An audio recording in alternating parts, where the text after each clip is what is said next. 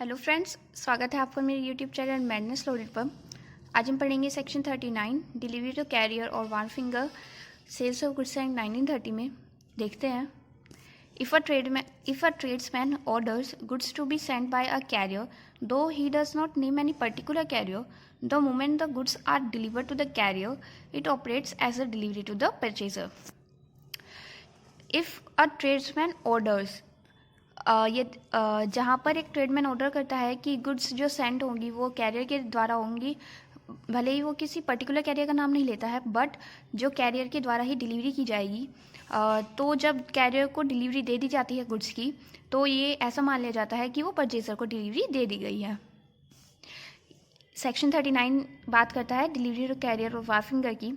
इसमें सबसेक्शन 1 कहता है where in pursuance of a contract of sale the seller is authorized or required to send the goods to the buyer where in pursuance of a contract of sale, जहाँ पर contract of sale के ज़रिए the seller is authorized, the seller को या तो authorise किया जाता है या रिक्वायर किया जाता है कि जो गुड्स सेंड होंगी वो कैरियर को सेंड होंगी, whether named by the buyer और नॉट, यदि मतलब बायर उसका नाम भी बता सकता है, किसी पर्टिकुलर कैरियर को भी कह सकता है कि इसके द्वारा सेंड की जाएंगी गुड्स या नहीं, for the purpose of transmission to the buyer, मतलब बायर तक पहुंचाने के लिए, और delivery of the goods to a wharfinger for safe custody, या वारफिंगर को डिलीवरी दी जाती है सेफ कस्टडी के लिए, is prima facie deemed to be a delivery of the goods to the buyer. तो ऐसा मान लिया जाता है कि जब डिलीवरी कैरियर को या वारफिंगर को दी जाती है तो वो डिलीवरी बायर को दे दी गई है, ऐसा मान लिया जाता है।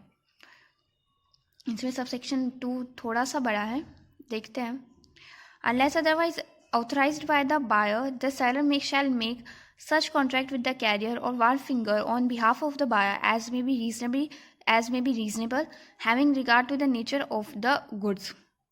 जब तक कुछ और ऑथराइज नहीं किया जाता है बायर के द्वारा सेलर को, तो जो सेलर होता है उसे एक ऐसा कॉन्ट्रैक्ट बनाना चाहिए कैरियर से या वारफिंगर से, जिसे भी कस्टडी दी गई है गुड्स की, on behalf of the buyer, buyer के बिहाफ पे, जो कि रीजनेबल होता है गुड्स के नेचर के लिए, and other circumstances of the case, and other जो सर्कमस्टांसेस होती है केस के उसके अकॉर्डिंग।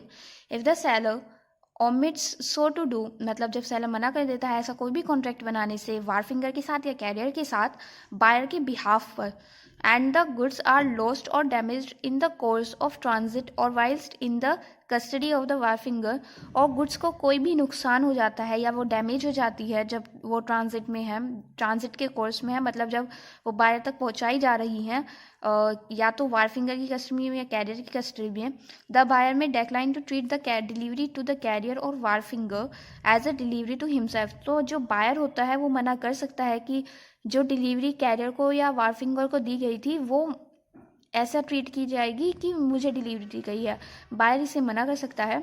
और मैं hold the seller responsible for damages, या तो सेलर को रिस्पॉन्सिबल ठहरा सकता है डैमेजेस के लिए, डैमेजेस को पे करने के लिए सेलर को रिस्पॉन्सिबल ठहरा सकता है। इसमें सबसेक्शन 3 बात करता है सी ट्रांजिट के।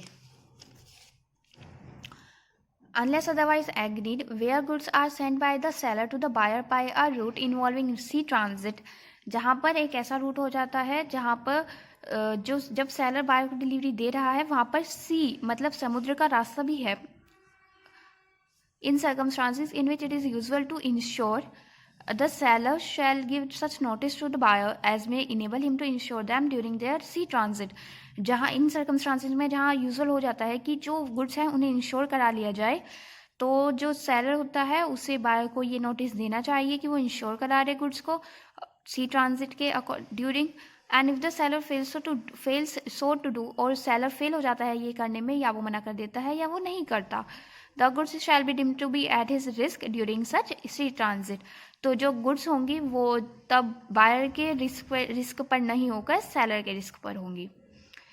इसमें 3 ही सबसेक्शन है। इसमें सबसेक्शन 1 एक बार देख लेते हैं थोड़ा पॉइंट में। Where however it is agreed that the goods are to be delivered at a particular place, for example at the buyer's mill, delivery to a carrier does not amount to delivery to the buyer. जहाँ पर contract में एक particular place बताया जाता है कि वहाँ पर डिलीवरी की जाएगी, तब कैरियर को या वारफिंगर को डिलीवरी देने के बाद ये नहीं माना जाएगा कि डिलीवरी जो है वो बायर को कर दी गई है। ये बात कही गई थी सदाशिव कोठारी वर्सेस चैतराम रामविलास के केस में। सबसेक्शन 2 सेलर्स ड्यूटी की बात करता है। The seller has to make with the carrier such contract as may be reasonably having regard to the nature of the goods and other circumstances of the case। Seller को carrier के साथ एक ऐसा contract बनाना चाहिए जो कि nature of the goods के अकॉर्डिंग होना चाहिए और सर्कमस्टांसिस ऑफ द केस के अकॉर्डिंग होना चाहिए। The purpose of this duty is to secure for the buyer such contract of carriage as will enable the buyer to sue the carrier in case the goods are lost.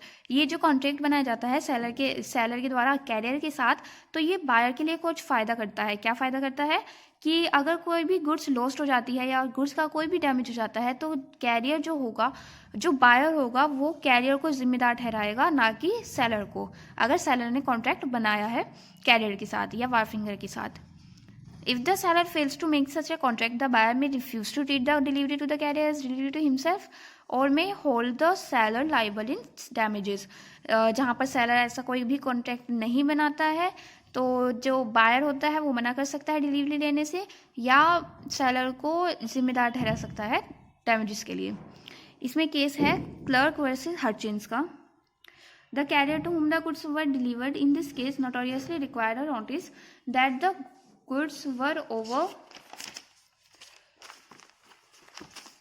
the value of $5। यहाँ पर जिस career को delivery दी गई थी वो उसे एक notice देना चाहिए था कि जो गुड्स हैं वो $5 से ऊपर की वैल्यू की है।